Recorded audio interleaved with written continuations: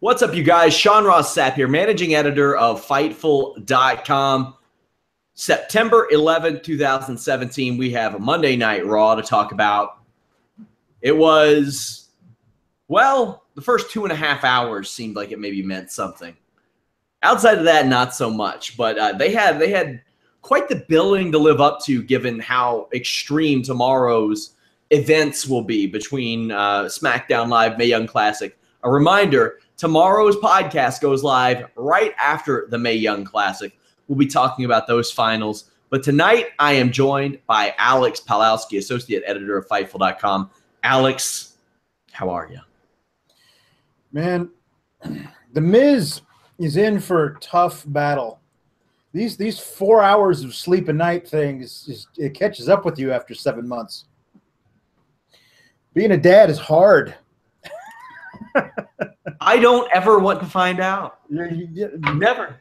Listen, I said I was going to do it once, and that's it. I don't care how much she begs me for a baby sister. She's not getting one. Oh, man.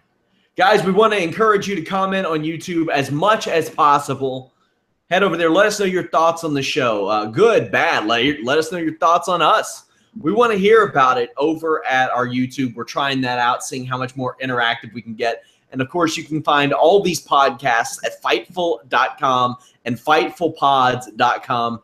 We have all kinds of exclusive news, photos, videos, results, forums, anything that you could want in a wrestling, MMA, or boxing website, you can find over at Fightful.com. If you're not going there for your news, I don't know what you're doing.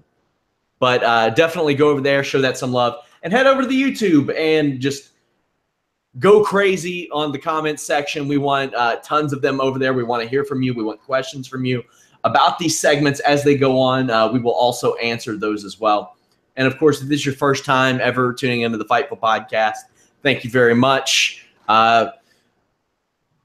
You can also check out our flagship Holy Smokes MMA podcast Tuesdays at 3 p.m. Eastern, and The List and Your Boy, 3 p.m. Eastern on Wednesdays, as well as our post-pay-per-view and SmackDown shows. But they didn't waste much time getting into this program, Alex. Jason Jordan, Roman Reigns, it was a natural progression. We talked about this last week. They had to go here. After Roman Reigns kind of clowned John Cena for being in the ring that long with Jason Jordan, this was the right way to go, and it paid off. Yeah, it wasn't a formal beat-the-clock challenge, but, you know, it's spirit. It's in the spirit. And I liked it. I liked it a lot. I'm telling you, there's no way to get over more in 2 straight losses than Jason Jordan has. If they give this guy some semblance of a character, like, you know, wouldn't it be nice to see him do this kind of stuff in matches that matter on pay-per-views? But I think these 2 matches have mattered. I think they mattered more to Roman Reigns and John Cena, but I think he comes out smelling like roses in this situation. Like, it's not often you can lose 5 matches in a row and come out better, and he's done that. Right. And when I say matter, I mean like fighting for the Intercontinental title or something, as opposed to a match on Raw that, I mean, if he won, it would have showered him with great praise, but there's nothing really at stake. So I thought them pumping the brakes on the Intercontinental title thing was good, though, because everybody knew that he was a hand-picked guy, and they were rejecting it. But when he lost to Finn Balor and he got pinned by The Miz and he got last eliminated by Jeff Hardy, he didn't look bad in those matches, but he didn't win those matches, and that goes a long way. That goes a really, really long way, because you can see that he can hang with these guys from a kayfabe perspective. Yeah. But he's just not there yet. The only problem I have with this is that it gives Vince McMahon ammunition for the old, well, you know how you get the babyface over, right? You have him lose 10 times in a row, which is what they're doing with Sami Zayn on SmackDown, and it ain't working with Sami Zayn. There's in special situations, depending on who he's losing to, Jason Jordan losing close matches, long matches, to John Cena and Roman Reigns in back-to-back weeks is very different than Sami Zayn getting flash rolled up by Aiden English and Mike Kanellis. So you have to use this kind of thing right.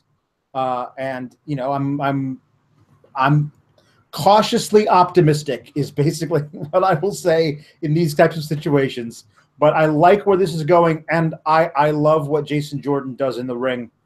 That rolling Northern Light suplex thing is nuts. It's great. Now, you brought up Sami Zayn. I don't think he ever gets hurt in a loss, and they want way different things out of those two guys. Right. Sami Zayn will be that guy until eventually he is the guy that they want to put over as the guy who's worked really, really hard but hasn't ever gotten what he deserves and maybe gets a run that way. Reigns' demeanor in this match kicked ass. I don't know how anybody sees him as a straight-up babyface at this point. WWE has really embraced shades of gray, and I think it's helped so much with these top programs. Yeah. With the Reigns versus John Cena, with the Reigns versus Strowman, with Reigns versus Undertaker, Reigns versus everybody pretty much. Strowman versus Lesnar, it's helped there as well. Miz versus everybody he's been working with lately as well. There was the top, like Jason Jordan shot for a single leg on Roman Reigns, and Roman Reigns shucked it off and was just like gave him this condescending look that I thought was really, really great.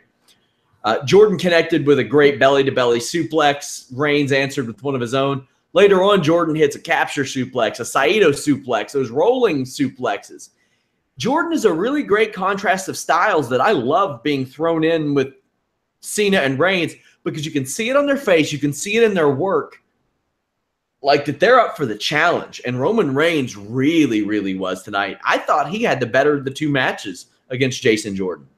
Well, yeah, I would say that too. I think that John Cena is largely a performer who hits his beats even in different kinds of matches.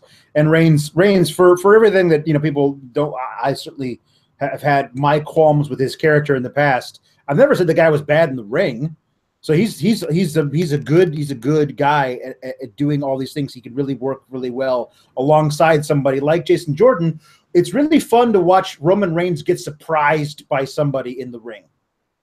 Because he comes in thinking she's hot shit and no one can touch him. And then when he gets surprised by some of the things that Jordan can do, that's an interesting story to tell. I love the bookend of the match with Reigns refusing the handshake to start with and offering a hand after the match. That's a really good storytelling there. And I agree with you. I don't see how anyone who is of a certain age could look at Roman Reigns and say that guy's a babyface. But I know 8-year-olds still do, and that kind of worries me, that they think that's how the good guy is supposed to act. I don't know if you need a straight heel and babyface anymore, but when you're really marketing a lot of your product to children, that's the only thing I think is that it can be kind of.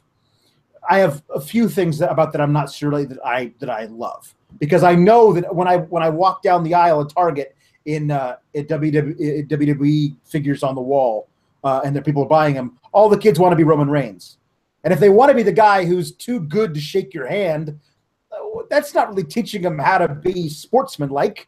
But who cares? Maybe he's supposed to lose that from Sesame Street, I guess. A couple of production notes. Reigns' corner clotheslines still look really bad, and WWE production make his leaping clotheslines look bad too until they show the replay, because they always show the replay from like the other end, like facing the opponent's back and Reigns just running over them, and that looks really, really good. Afterwards, John Cena comes out after Reigns shakes Jordan's hand, makes fun of Reigns for calling Jordan a rookie. I saw some people that crapped on this promo, but if you're going this route with John Cena and Roman Reigns where they're throwing zingers at each other, I don't see how it's any better or worse than anything else. I enjoyed it more than each of them, but mainly because I had a reason to tweet Chris Harrington and Brandon Howard and say, is this true? When Roman Reigns said that John Cena hasn't been selling tickets the last 5 years, and he has been. I think a lot of people wanted this kind of storyline with Reigns. It just doesn't make a lot of sense to have a guy who was in the same spot 12 years ago saying all these things. Yeah, it's odd.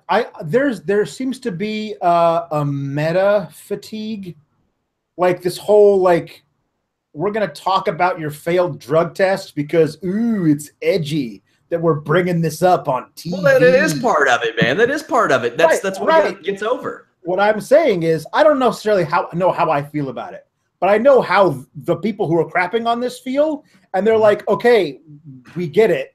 You're bringing up all the stuff that the IWC talks about on. Let's not use that term. Everybody has the internet. I understand, but I'm saying, I'm in quotes, but that's what these people, these quote unquote smarks, are talking about. We're going to put that in the. What do you mean, these people? Right, exactly. What do you mean, these people? What I'm saying is that what I've seen on my Twitter timeline is people who are tired of this are saying, we get it. You know what we're talking about on Twitter because somebody's paying attention. That's cool and all, but could you guys just wrestle?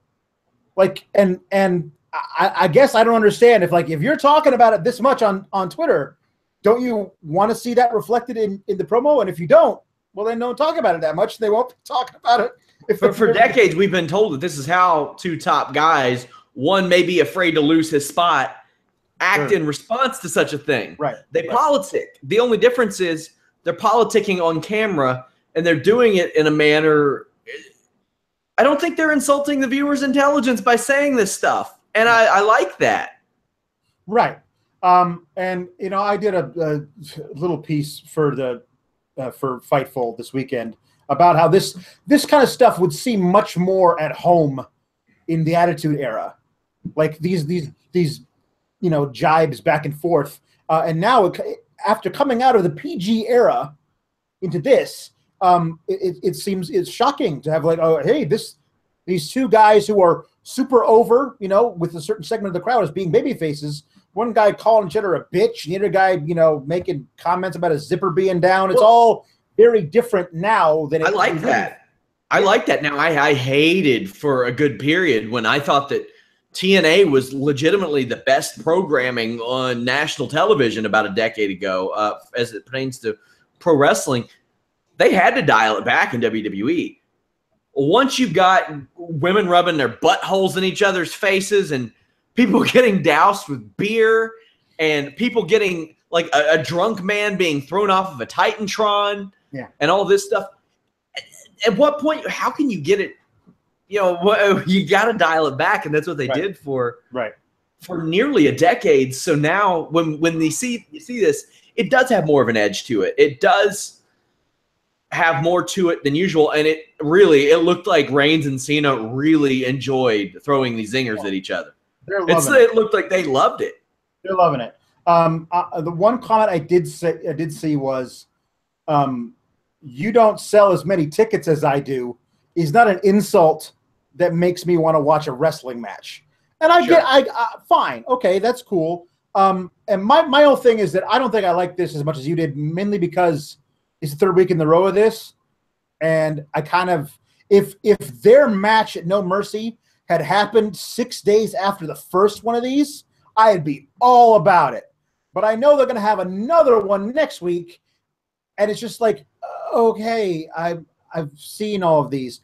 The video package before their match at No Mercy, when they play that and runs the highlights of all these, that's going to be dope. But right now, over and over and over again, I feel like I've just kind of gotten the gist of it. And they're not bad, but I've seen enough of it in 3 weeks in a row. I gotta say, I thought the best line in the whole situation wasn't even the drug test line. I thought the line where Roman Reigns said, "If you want to get into Hollywood so bad, I know a guy." I was like, that was a good underrated one. Obviously, that guy is Jeep Swenson, who was in WCW and played Bane in Batman Forever. That was the guy. R.I.P. Jeep Swenson. He actually died 20 years ago last month. R.I.P. Never forget. Up next, Sasha Banks and Emma. They were put in an unenviable position. Oh, speaking of never forget, WWE ran a 9/11 package. What do you think about that? Tasteful. I was really glad that was it, and they didn't make it a thing for the rest of the night.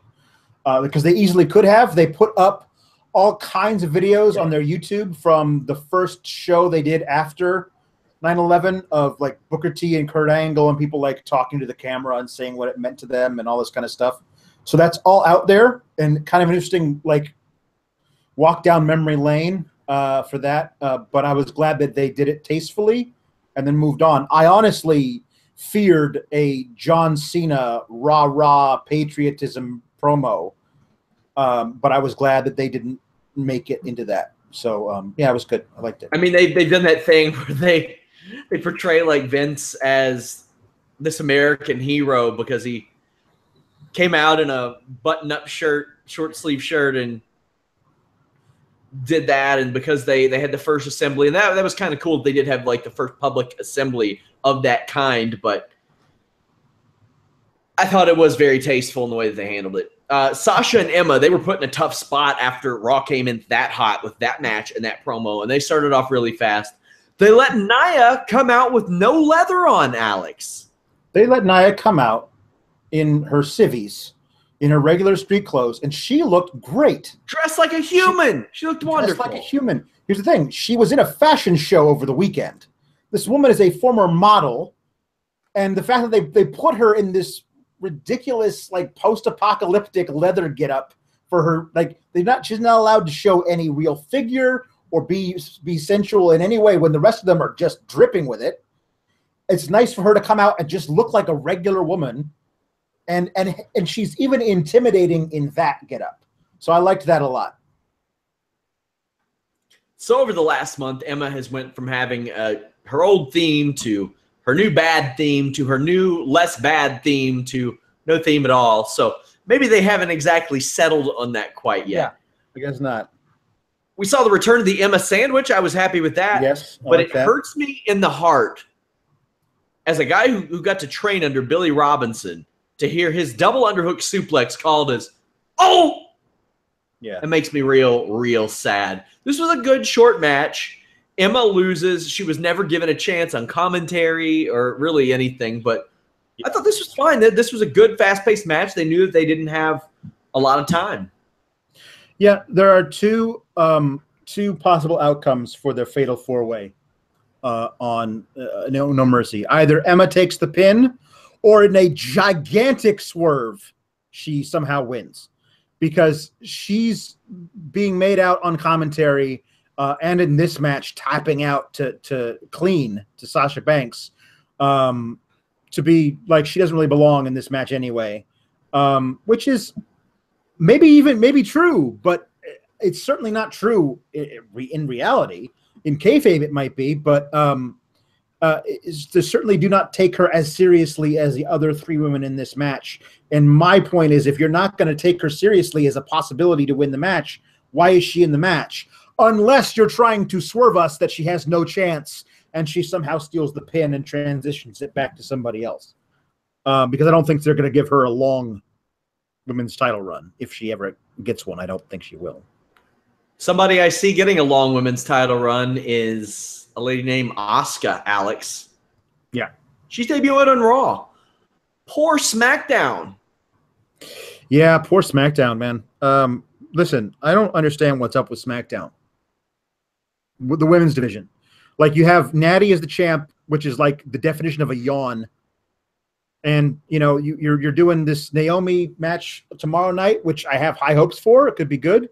But loaded evening of wrestling tomorrow. Loaded evening of wrestling. But Charlotte and Becky, who are, to my mind, not only your two most talented people to watch in the ring, but the two most entertaining people in that division, can't get on TV.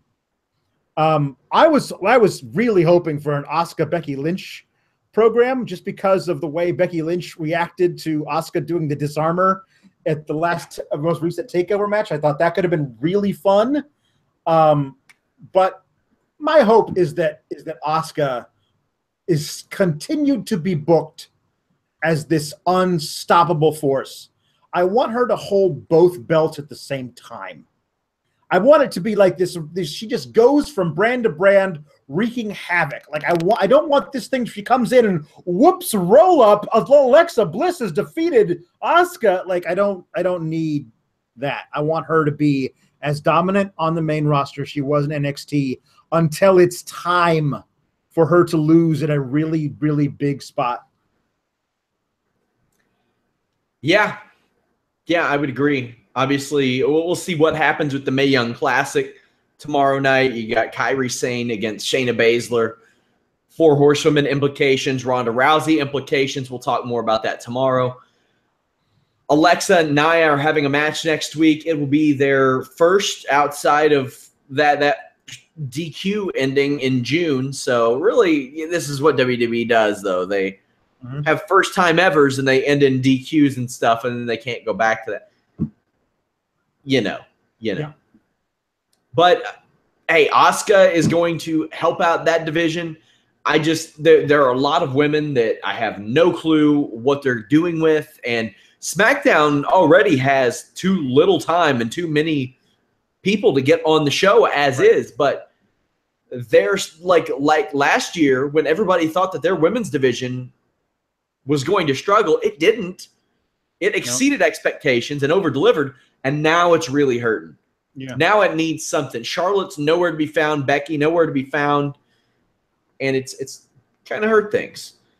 Brock, Braun, Heyman. Heyman cuts his usual promo, welcomes Braun Strowman out. Strowman obliges and gets suplexed by Lesnar. Braun immediately stands up, and Lesnar's facial expression makes the entire segment. I've said this before. You can tell how much Brock Lesnar likes a guy based on how much he gives them. And he put the world in his pocket, pulled it out, and handed it to Braun Strowman tonight. That's what he did. Yeah. How do you think that Brock Lesnar feels, considering that a few years ago he came in and he was working with John Cena, nothing against him, Triple H, and putting over Triple H, CM Punk, nothing wrong with CM Punk, but I mean, I'm just saying comparatively, an old Undertaker who got concussed during their match. Later on, they had much better things going on. And now, today, he's working with Roman Reigns, Braun Strowman, Samoa Joe, these dudes that just love to give it right back to him, that love to get hit and just give it right back to him. Yeah. I keep thinking about that really weird match he had with Orton at last SummerSlam. That's another one of them. You know, and it was just like remember watching going, okay. Like it didn't feel like, I don't know, it didn't feel right watching it. It just felt off. And then the weird finish with the busting him open with the elbows. I want him to try that with Braun Strowman. And have Lesnar's elbow break on his forehead or something, just something ridiculous. To answer your question, I think he loves being in the ring with a dude who can give it back to him because it makes him feel like he's alive. You know what I mean? Yeah. Like one of those dudes who just like, if I'm not getting hit so I can feel it, it's boring. Like he feels like one of those types. And this whole segment was excellent. I mean, I don't remember what Heyman said, but who cares at this point? He said, let's fight tonight. And Braun said, we're aight. Yeah, but the thing is that sometimes it requires Paul Heyman's magic to get us extra hyped for a match with Brock Lesnar. It is nothing is required. Paul Heyman could come out and say, "Hi, I'm Paul Heyman. This is Brock Lesnar. You want to see Braun versus Brock? Oh, you do? Great. My job's done here." Like, because that's it. Like, we already want to see it. I can't think of a one-on-one match that I've ever been more hyped for, even though I'm pretty sure I know who's going to win. And okay, but still, the match.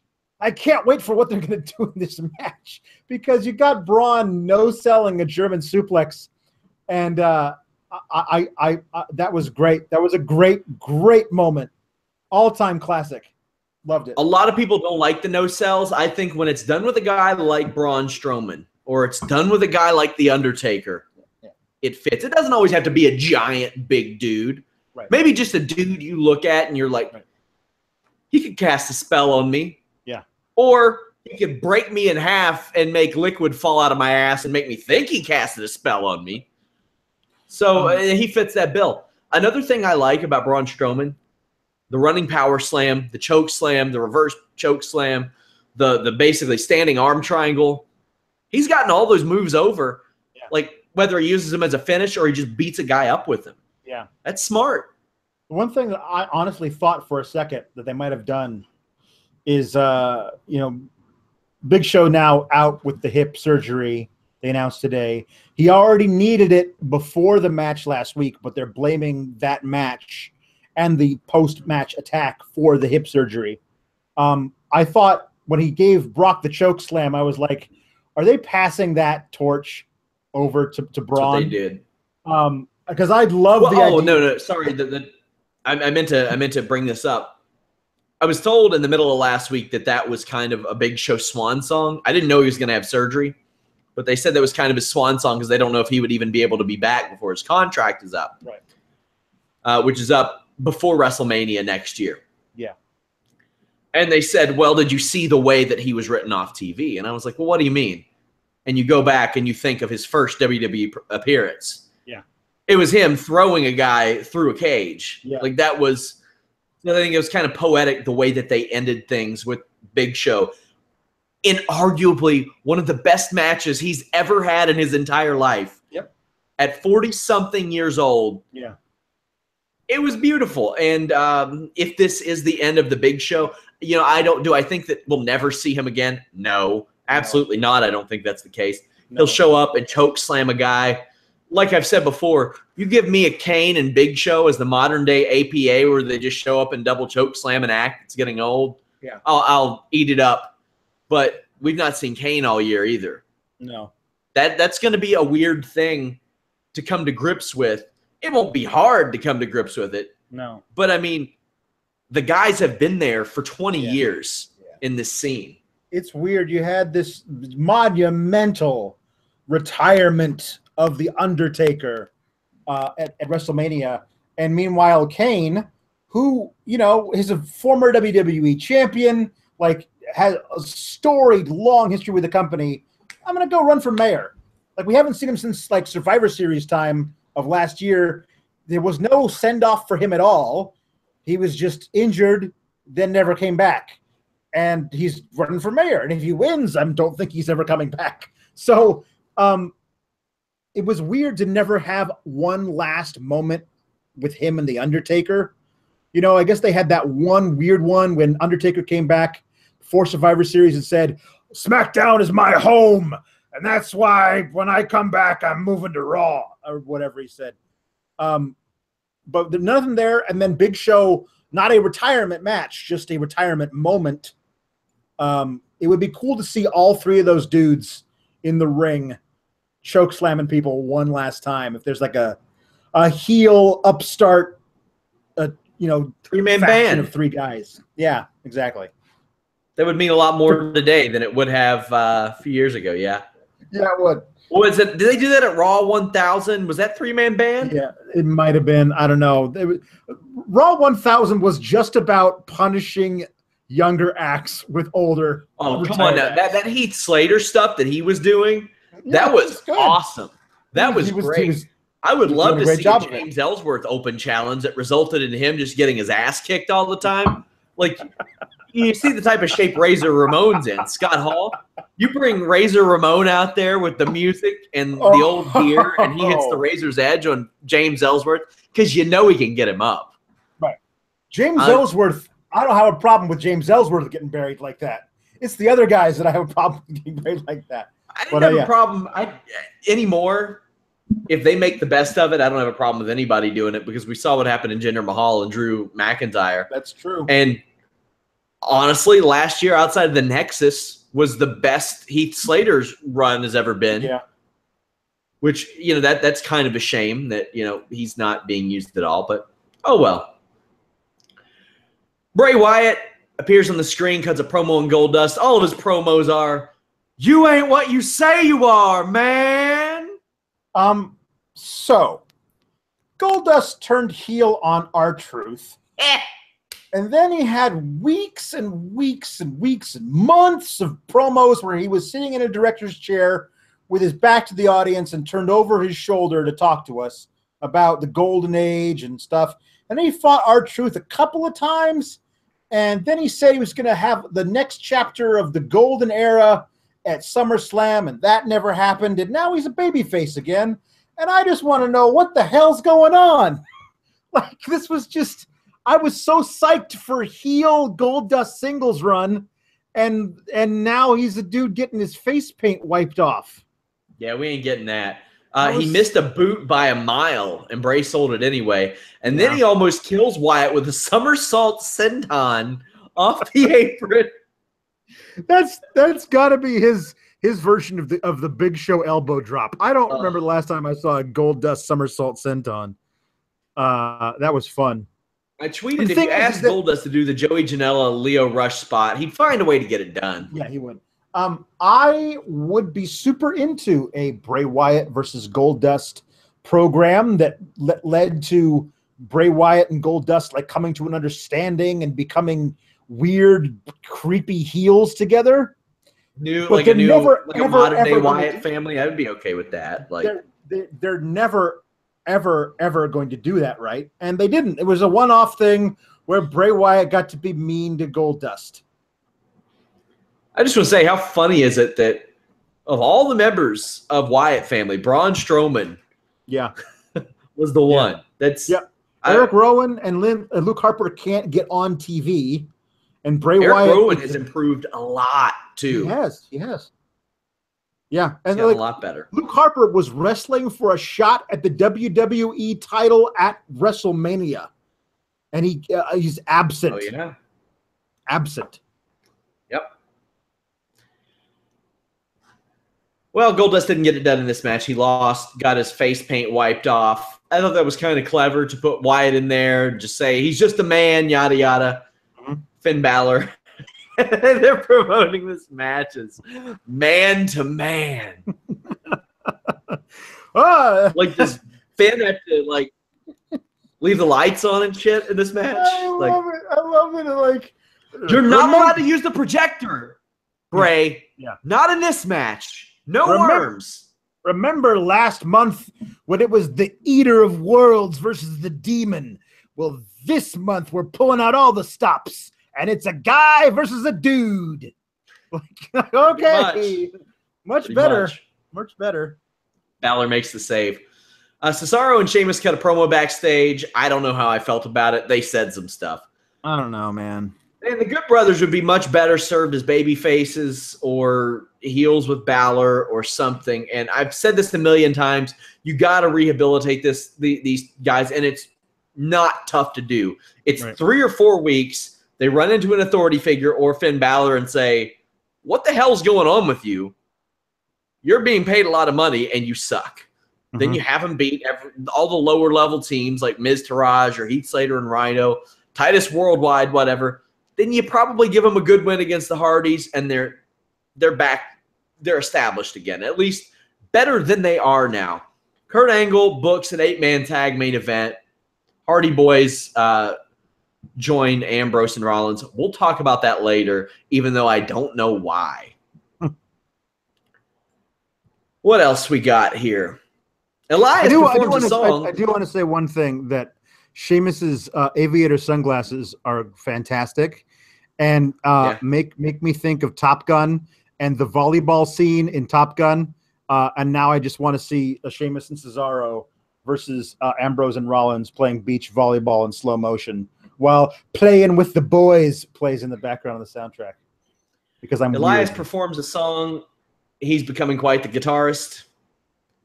Kalisto, who is definitely a victim of the talent boom, especially the signings of WWE, and not having enough spots for all of them. He interrupts Elias' song because, of course, he does. That's what always happens. They have a good back-and-forth match. Not sure what the direction is for Elias. He's one of those guys who has a character that I'm not sure WWE even expected to be this hot. Like, I don't think they saw this. I think it's very much like a dashing Cody Rhodes or a Bad News Barrett situation where they're over, like you could do something with them, but they're like, well, I don't know. Do we like him, but do we like him that much? Right. Yeah, I love that he says, I'm going to sing the song for you, and the whole song builds him just saying Anaheim sucks over and over again. Should. Which is true. Like, it's true. Like, if you've been to Anaheim, it sucks. I'm sorry everybody lives in Anaheim. It sucks. It's amazing how much better he is on the main roster. Yeah. But he was interrupted. And, of course, he's interrupted by Kalisto's new-ish music, which just starts with... Which is just it sounds like TJP's music is starting. Yeah, it doesn't. It's the worst way to start a run-in ever. Okay, well, we know whose music that is. Oh no, it's just bad. Oh man, boy, Kalisto got killed with a power bomb. Yeah, that was interesting. I don't know what he was trying for, like a Hurricane Rana or something, it's a Hurricane Rana that he does, but Elias caught it, power bombed him, hit his finish. It's great. He had to do it. Now it's a fisherman's neck breaker, and it's very good. It fits, and Elias works really great with these cruiserweight wrestlers that he faces. Yeah, just very, very well. I am a fan of his work. Cena and Strowman go up at the top of the 10 o'clock hour. WWE telling everybody, go watch the football game after this, you guys. Well, maybe. And we'll get to that later. I just want to say that Strowman and Cena have two of the ugliest goddamn drop kicks I've ever seen in my life. But Strowman's got a reaction. Strowman's drop kick is allowed to be ugly if he's hitting you with 385 pounds of force. Like, exactly. It's effective even if it's ugly. Cena took a step forward when he knew Strowman was coming running right at him in the corner. I don't know why he did that. He does little things like that he knows are going to look bad. But Strowman was like, you're not making me look bad, and just ran full speed into him. And what happens when you do that, when you step out of the corner, it causes like a ricochet, basically. You get hit, you go into the corner, then you bounce right back onto the person, and if their momentum is still going forward, it causes a situation where you bounce back and forth way more than your body needs to, way more than your brain needs to, as opposed to if you're in the corner and it's all one compressed motion. It's a much safer way of doing it. Braun Strowman didn't care. I mean, John Cena apparently didn't care, so Braun Strowman sure as hell didn't care. Yep. Also, Strowman keeps adding to his arsenal every single week. I love it. Just little things. He's brilliant. Yeah. Like, we didn't even talk about this. About at the after he stood tall over Brock, literally picked up the Universal Championship belt, held it over his head, and put his foot on Brock's chest. Like he's just. And Brock sold that. And he Brock sold. Yeah, it was fantastic. It was really good. This was nowhere near as good as Jordan and Reigns, but it was Strowman looking good. It was them having the match they needed. Strowman rolls out of the ring after an AA. It hits Cena in the face with stairs. Why isn't that a DQ, Alex? I don't know. Somebody was saying that when they decide it's legal to hit somebody with a foreign object on the outside of the ring, but not on the inside of the ring. And I'm like, yeah, no, I've seen that happen before, but you're right. Sometimes somebody gets hit on the outside of the ring and it's a DQ. Sometimes it's not. Like, I think it'd be cool if they were like, well, the ref doesn't want to DQ Strowman because he's afraid of him. They could say that. I don't know. You mentioned the AA. I love Cena's bit that he does where he struggles to get dudes who are slightly bigger than him, too much larger than him, onto his shoulders. Like, he struggled with Baron Corbin several times. Yeah. And then all I had to do was go into Twitter and Google and search GIFs, Big Show, John Cena. And the first one that comes up is John Cena AAing Big Show with ease. And this is back when Big Show was a big dude. Yeah. And I'm like, are they just forgetting that, like, John Cena, who's still, like, power clean 600 pounds or whatever, and posts that all over social media, they believe that he can't lift up a dude who's not nearly that much weight. That's fine. The steps to the face, I was just like, that's not a DQ? Okay. But then doing it onto the steps in the ring, that's a DQ. That was fine. It was a weird thing to me. If you're going by history, throwing somebody into the stairs hasn't always been a DQ. I don't know. The rules are foggy. Yeah. That's why I'm telling you, if they made an actual honest-to-God rule book, I know, and they followed it for one, that would probably help out their stories, but it would also sell like crazy. I thought it was interesting that they had. I loved it. I was happy that Braun won, but to win in such dominating fashion over John Cena, when John Cena has a match in 2 weeks against Roman Reigns that we're all supposed to like think he's got a really good shot. It's interesting the hierarchy that they're presenting to us. That Braun Strowman is way above John Cena, struggles with Roman Reigns, and is also better than currently Brock Lesnar. Like, it's this interesting hierarchy they're presenting here, that Cena does not stand a chance against against Braun Strowman, but we believe he does against Roman Reigns, who has beaten Braun Strowman before. Like, I mean, that's always the way they like to portray things. That John Cena doesn't have a chance. Yeah, I know. He's the ultimate underdog. Yeah.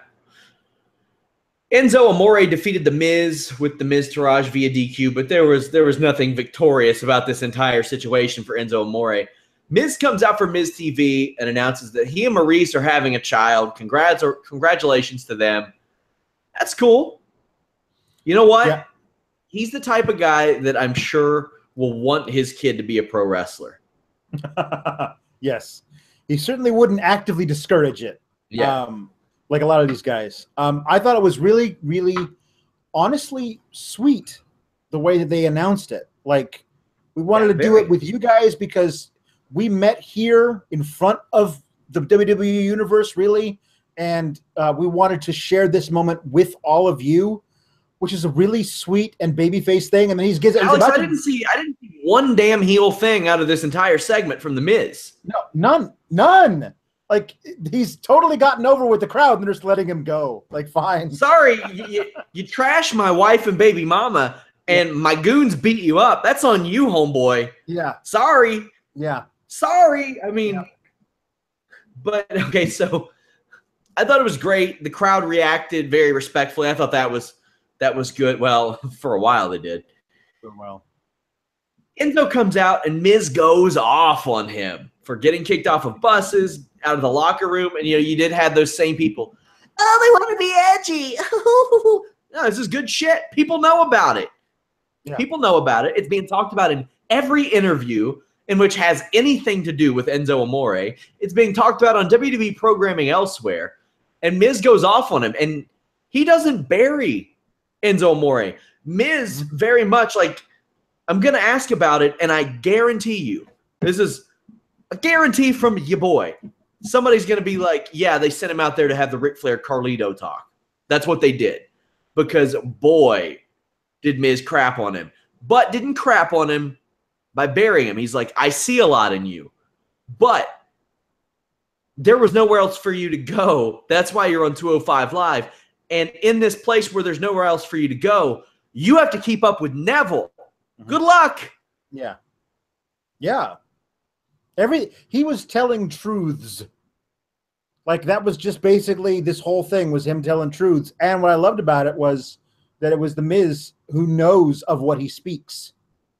The Miz who 10 years ago got kicked out of locker rooms and stuff. Like this is a guy who understands what it is. And, like, I mean, just the idea of where you think about what Enzo is now and how much trouble his mouth is getting him into and his behavior and what he's doing. Can you imagine him cutting this promo to some young guy 10 years from now? Because I can't, but who knows? Nobody could have pictured The Miz being this 10 years ago. It's an interesting, way of looking at things. It was a funny parallel. Like, Miz was talking to himself 10 years ago. John Cena was talking to himself 12 years ago on this show. Enzo says that Miz copies everyone. I mean, maybe in like small aspects, the figure four, that's really it. Other than that, I don't see it. I thought it was great the way that Miz put over the cruiserweights in this too. Like, didn't talk down to them. Miz is just that obnoxious dude who just says what needs to be said. Yeah. And I like that. It works for him. Yeah. They had a match. And they took the mic. It was the best possible match they could have had. Yeah. They each grab the mic and we're talking trash to each other on the mic, Alex. It's very house show. Like I sometimes you hear about how guys will do this during commercial breaks. They'll get on the mic and talk trash to like just extend the thing without actually doing any real work during the commercial breaks. And for a second, I thought, does Enzo think they're in a break right now when he walked over and got on the mic?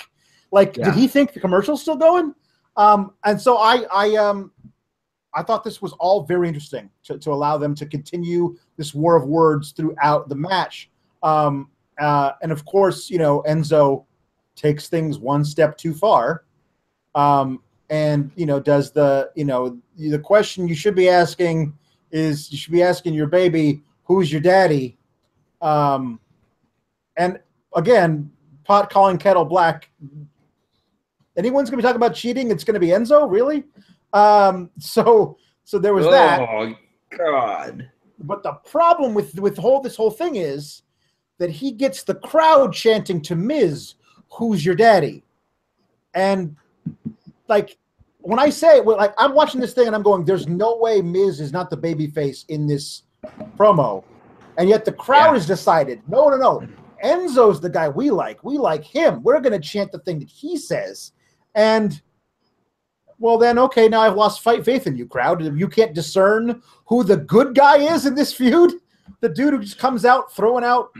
Nah, it was Felix, very odd. Felix on the YouTube chat, by the way, guys, send us comments, questions, anything like that over on YouTube. Has a good point. He said, I kind of feel bad for Enzo sometimes. Then he says something stupid, and I'm like, why? I agree. There was like the line where he said, yeah, that's true. I don't have many friends. And I was like, man, that sucks. He sold that line really well. His voice cracked. He's great at it. His eyes looked watery. Like, that was really, really good. He's over, man. That's what it boils down to. The dude is over. And as much as we say WWE told us to turn to football after Strowman and Cena, not really, because Enzo does numbers, and he does consistent numbers, and he's a guy that they are leaning on now. Whether anybody wants to believe that or not, I've been told that. The numbers reflect that. Like, that's just the case, man. Yeah, I it was weird when he said that line, and Miz flipped out on him. I was like, well, now I was like, sick your dogs on him, and of course he does. Bo and Curtis beat him up, and he gives him he gives an unconscious Enzo the skull crushing finale. Oh, they kicked the living shit out of him. Bo Dallas took his big white ass and ran it right into his face. That was a beat down. It was a beat down. They gave Enzo a good goon style beat down. Yeah, it was good. And of course, it all leads to backstage, Enzo like coughing a lot. That was a weird sell, the coughing. But he had tuberculosis, not a concussion, and he goes back there. He caught it from Bo Dallas's ass. That's true. He caught tuberculosis from Bo Dallas's ass. Yeah. Neville's back there, and Neville just stands there, but doesn't really look at him, and then just starts cackling to himself. And here's the thing: I love Neville. He should laugh at Enzo. Enzo does have no chance. But this is the WWE, and years of watching it have made me look at this promo and go, oh my God, they're setting up Enzo to win this shit. Because a guy who is told over and over again, you have no chance, and the heel laughs at him all the time, that guy's definitely winning that match. And so I'm like, oh no, what story are we telling here? Is this the redemption of Enzo Amore? I don't know. Guys, quick plug for this week. Listing your boy Wednesday before I head out to Orlando. Holy Smokes MMA podcast tomorrow afternoon. We'll talk about Ray Borg going off on me. We'll talk about Demetrius Mighty Mouse Johnson, his future plans. We'll preview UFC Pittsburgh. We're talking to a PED expert about the John Jones situation. We're going to recap UFC 215, some of the happenings that went down there. If you haven't checked out some of the headlines over at Fightful.com, we, of course, had the news on Asuka's debut, Chris Jericho talking about Conor McGregor's size, how it will affect him in WWE. Bobby Roode's farewell. Eric Bischoff talking about Sexy Star. We'll also have one on DJ Z and what he saw as Rosemary and Sexy Star came through the curtain at that show. I have a feature where I wrote about Sasha Banks' comment on Stalker fans. Joe Koff talking about New Japan and the USA. I also had some information yesterday. I revealed that Ronda Rousey photo that was posted on her photographer's page, that was from the Santino Brothers Wrestling School where she trained under Brian Kendrick. That photo is probably about 5-6 weeks old. It was before I even broke the news that Ronda Rousey was going to be wrestling. AJ Styles showed up at an indie event this weekend. We have the Styles-Rollins Madden rematch. No spoilers, guys. And as we mentioned, Liv Morgan insinuating that Enzo may have cheated on her. That little ditty.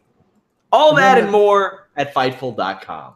Also, the betting odds for Dancing with the Stars are out. Yeah. And they are not treating Nikki Bella with a lot of respect. She has the second worst odds of anybody on the show. Oh, my dude Nick Lachey from Cincinnati. We're about to take that title. Nick Lachey at 4-1 odds. That's a sucker's bet. You got to go with Nikki Bella at 12-1. Like, she's an athlete. She could take this thing. I'm telling you. Put down $50. Here's the thing, man. Like, Paige Van Zant from the UFC probably should have won that, but she didn't. I don't know a whole lot about Dancing with the Stars, and I'll probably get angry tweets about this, but it seems to be very much a popularity contest. Yeah, well, especially towards the end. I was thinking that maybe Vince might, pay somebody to go down there and have a talking with Nick Lachey to see if he might throw something. Also, I'm going to have to assign you. I'm not going to assign you the Crisley thing, Alex, but I saw a post on Reddit where they pointed out a couple of lyrics in Billy Kidman's old theme song. Definitely about date rape. Oh, that's not good. Definitely about date rape. Oh, that's not good. Let me just read some of these lyrics. Oh, no. Let me read some of these Billy Kidman. First off, the song is called You Can Run. No. And no. Yes. But I don't have it all. I'm a lunatic. Because, see, society, they label me as a threat. But I'm just getting started and I'm not finished yet. Look me in my eyes. I can see your thoughts. All your ups and downs, all your little faults. Keep acting tough. It's gonna get creepy. All of a sudden, you're starting to feel sleepy. No! But in the streets, when you doze off, you wake up with your clothes off. Ah! Ashamed, feeling so lost. Whoa. You see my crew. You know my style. Victory is mine. You're going down. Who's going down, Billy? Who? No. I don't know. Woo! You're doing a story on that, my friend. Good. I can't wait. Shout outs to, we got to credit the person on Reddit Squared Circle who brought that to light because, yeah, I would have never been looking up Billy Kidman's lyrics otherwise. Yeah. It's a Fightful.com podcast, y'all. Who wrote that? Is that a Jim Johnston special? I hope not. Oh man, it'd be even worse if it was. Let's see. It was Lordikim Allah, composed by Jim Johnston. Well, I don't know who Lordikim Allah is, but I'm not going to be shocked if I find out the dude is incarcerated right now. Yeah, he's doing a nickel upstate. Yeah, he is. He is in Rikers right now. Probably. He's got that talking to. Yeah. As I said the other night on the Holy Smokes podcast, Elliot Stabler pulled up the chair, turned it backwards, sat down, and interrogated this guy. Like, there's no way he didn't. Okay. Lord of Kim, we found the lyrics to the song. I got to interview him. Hardy Boys, Seth Rollins, Dean Ambrose defeat Cesaro, Sheamus, and the Good Brothers. I like all 8 guys involved in this match, but this is not the way you go up against the first Monday of the football season. The crowd is hot as Jeff Hardy flies over the top rope before our last commercial. Graves refers to Gallows as having well-educated feet, which is a description I would never use for Gallows. Not much of a point to this match. My only other note was Ambrose has the power to back body drop a guy over the top rope, but not to make a tag. Babyfaces win. Cesaro and Sheamus duck out. This was pointless. The well-educated feet thing is it's used too often to describe big boots, and big boots are not educated. They've dropped out of school in the 6th grade. You lift your foot up. That's what a big boot is. Like, it's not like the guy went to Taekwondo for 3 years. This guy's that's not educated. This match was utterly pointless. The only thing I liked about it was the setup, where Dean Ambrose and Seth Rollins, they go into Angle's office in Angle's only appearance of the night. By the way, that's a waste. Kurt Angle should make 3 or 4 appearances a night. He's gold. Yeah. And he's like, I can't put you in this match. If I'm Angle, I'm pissy that they even bring me for this. No, like, why you fly me into Anaheim, like, to do this? Anyway, he's like, you guys got to find tag team partners. And Ambrose is like, we're going to go to Disneyland and get Mickey Mouse and Batman. Okay, excuse me, Dean. I want you to know that Batman is not at Disneyland because he is DC and not Marvel. Marvel is the company of DC, the Disney, and not DC. Like, it was this weird thing that they just threw that out there, and then Angle's like, Batman would be a great tag team partner. And now I need to see Dean Ambrose dressed up as Batman. When they said they had to find another tag team to partner with them, I thought to myself, the only option is the Hardy Boys. Why are they making this a big secret? And then I was like, oh, wait. Matt posted on Instagram a photo of him on Easter Island. And I know but Matt's a great troll. Matt is a pound-for-pound top 5 troll. He's fantastic. But I was like, oh, I know they're on their way to Australia. They're on the Australia tour. Did Matt get off early to go with the family to Easter Island on his way to Australia? And, are they going to debut somebody? Is it going to be Slater and Rhino? Nope, it's just going to be the people we already know it's going to be.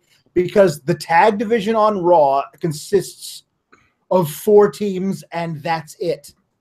Occasionally, Slater and Rhino might show up on main event, but that's it. Like, they need more tag teams. Without Revival there. Dash Wilder is losing in singles action on main event. I would have Dash Wilder try to fit in somewhere. Make that his storyline. He should. Make that his deal.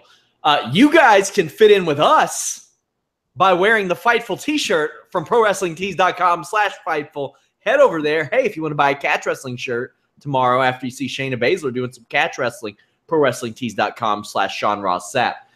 Also, tomorrow night, right after the Mae Young Classic, you boys are going to be here talking SmackDown, talking Mae Young Classic, talking whatever red carpet deal they're doing first.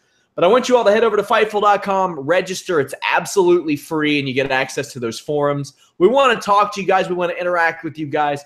We want you all commenting like crazy on these YouTube videos, either the live chat or after they go up. Also, the stories themselves. If you all have questions like what's going to happen, I'll do some digging around. I'll nag some people at WWE if you have specialized questions. I'll find out what I can find out. That's what we're here for. So join us over at Fightful.com. Alex, tell the people where they can follow you on social media. You can follow me at Pawlowski IV. I guess look for a story I'm going to write about date rape lyrics. Hell yeah, you are. Yeah, I guess so. Are you sure I didn't have to do the Chrisley one instead? You want to do this one. Trust me. You want to do this one. Because did you hear him talk about yoga? I don't care about downward dog, upward dog, or up the dog's ass. Chrisley has 2 shows. He's got 2 shows on the USA Network. They should call it the Chrisley Network. Oh, it's bad. Guys, join us tomorrow, Fightful.com. I want to thank you all so much for all the support you all have given us.